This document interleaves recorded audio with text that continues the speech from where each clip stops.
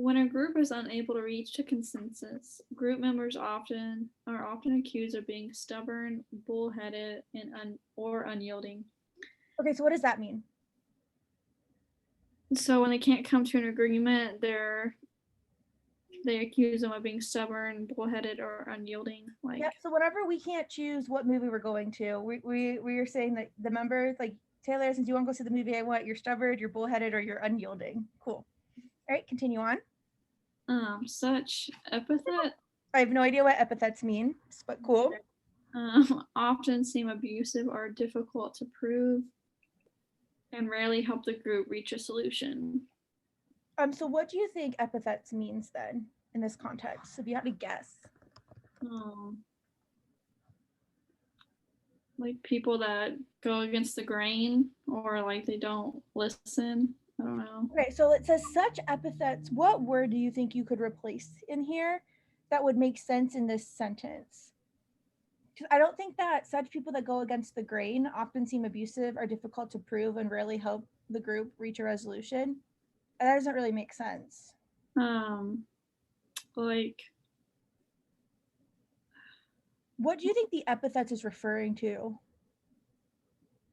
the bullheaded people? No, okay, no. I think it's referring to the words.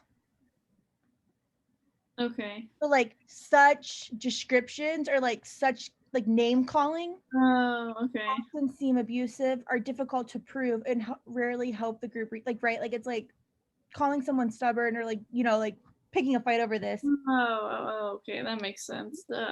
Okay. Awesome. All right, continue on.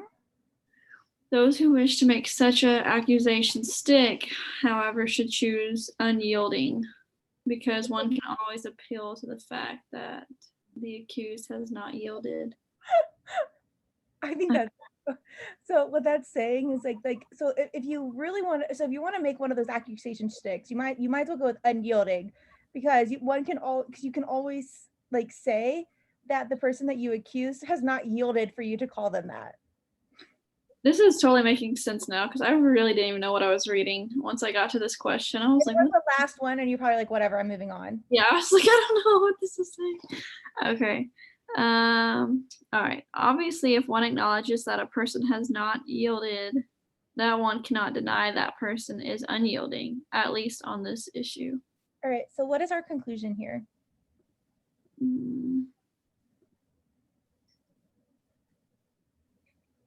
Should choose unyielding. Yes. All right, and then what kind of question is this? Is it a role question? Close. No. I'm drawing a blank on all the. What is it asking you to do here? What does a role question ask you to do? Like ask what the role of the conclusion is, or a certain sentence within that. Yeah, a certain sentence, like a certain claim or a certain part of it. Where what is this question asking you? Asking what the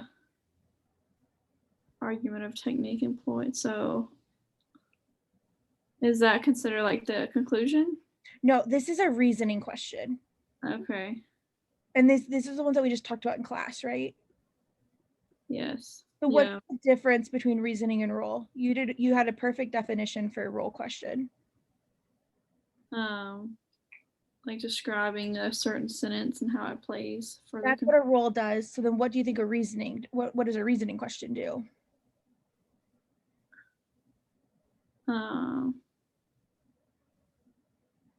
Rather than focusing on one specific sentence, we're focusing on what? The conclusion, or how they got to the whole. How they got there, yeah. So it's like, rather than like, what is the role of one specific thing in an argumentative technique is like, what is the whole thing, how as a whole, how does the author get to our conclusion? Okay. So we want to pre-phrase this, right? So what does the author do to get to our conclusion?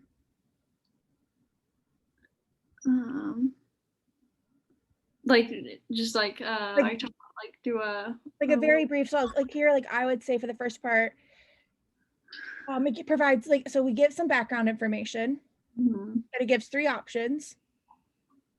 We say one of those is what you should go with, because it's the only one that could possibly work of the three or something like that. It's kind of like what I feel like is the argumentative technique employed, right? We pick the most logical of the three. Okay. All right, so let's start with A. Rejecting a tactic on the grounds that it constitutes an attack on the character of a person and has no substance in fact. Yeah, they never attack any type of character. Yeah, at all. Excellent. Let's get rid of that one. Rejecting a tactic on the grounds that the tactic makes it virtually impossible for the group to reach a consensus on the issue in question. Well, I mean, they don't make it virtually impossible. Like, they're saying, like, maybe they give another option, right? On the grounds that the tactic makes it, yeah, excellent.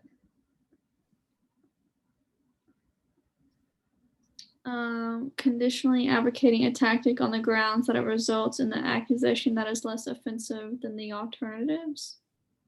Yeah, I kind of like that. So you think that we say that you should choose unyielding because it's less offensive than calling someone bullheaded or stubborn? Yes. I think in real life I would agree with that, but this is what this person does. I'm gonna start calling people, they're a very unyielding student. All right, let's skip it for now. Let's skip it and go on. That's what you would do. Or you would leave it, I should say. Conditionally advocating a tactic on the grounds that results in an argument that would help the group to reach a consensus on the issue in question. Yeah. Kind of. Okay, what is the group trying to reach a consensus on the issue in question? What is that referring to?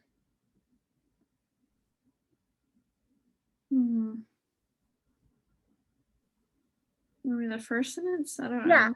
So we're saying that we advocate that you should choose the word unyielding because by you choosing that word, it would help the group reach a reach a decision. No. Is that why we should use unyielding? No. No, I don't even think this person is talking about the group reaching a consensus at all. He's saying like it's silly to use any of these, but if you have to use one, at least use this one because you can back it up. Okay. Right? Do you feel that? Yeah. Okay, cool. Okay. They are start sounding the same at the end too. Oh, they do, right? Like, and that's why we have to practice like tearing these apart. Conditionally advocating a tactic on the grounds that it results in an argument for which one could not consistently accept the premise but deny the conclusion. Okay, I remember this question now, and I remember E was the answer, and I was just like, huh? Like, I don't understand. All right, so let's dive into what it's saying. So, and I remember looking at the CV. Okay, so conditionally advocating a tactic. So what is that referring to?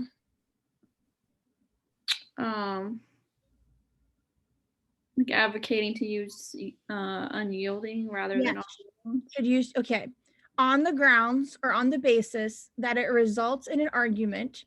So if you use unyielding, it results in an argument for which one could not consistently accept the premise but deny the conclusion. So what is that referring to? That you could not accept the premise but deny the conclusion. I thought it was like referring to like the last few. Yeah, because what we're saying here is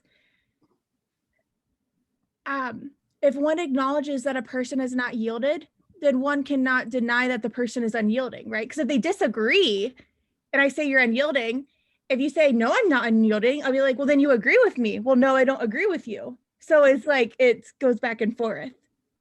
See, and like, I was like, man, E kind of makes sense, but I was like, how do I make it make, like, it wasn't making so sense. This is one where we're down between C and E and we're like, we see E, but we don't completely understand it. Can we cross C off for a different reason? So what do you think why couldn't we cross C off?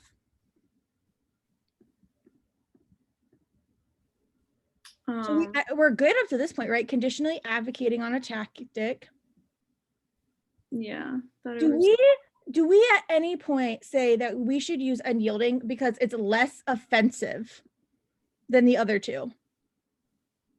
No, that was just kind of what I was thinking in my head. Pulling Yeah. up. So do you see how you totally brought in outside information on this question? Because Yeah. C is actually a terrible answer. Okay. I mean, it's a tricky answer because on a time situation we bring like it's tricky, but whatever we slow down, it's a terrible answer. Yeah. Yeah, that's what I did. Yeah, I mean, and don't feel silly for I just want you to know what like how Yeah. confident you can be that it's a bad answer. Mhm. Yeah, I know. I was like, I remember looking at E and being like, man, that makes sense somehow. But and I You're like, remember, I don't like it. It sounds too fancy. I'm not picking yeah, it.